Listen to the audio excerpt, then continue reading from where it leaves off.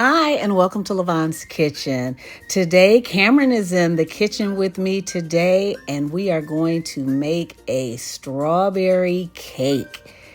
It's going to be delicious. So, as far as our ingredients, the first thing I want you to do is get a strawberry boxed cake mix and make that cake according to the box directions. Then I need you to get some strawberry whipped cream and some butter and powdered sugar. Make sure that your butter is softened. Then you're going to take that whipped cream. Oh, remember to see the video of how to make the strawberry whipped cream. I have a video out there for that. But you're going to take that whipped cream, put that in your blender. You're going to take your softened butter and add it to the whipped cream. Make sure it's softened butter and not melted.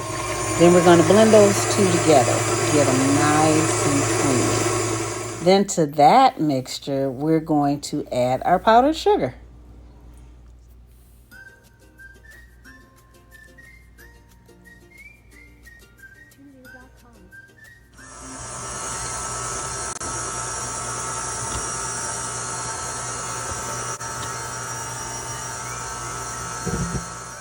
Now take that delicious frosting and frost your cake and enjoy.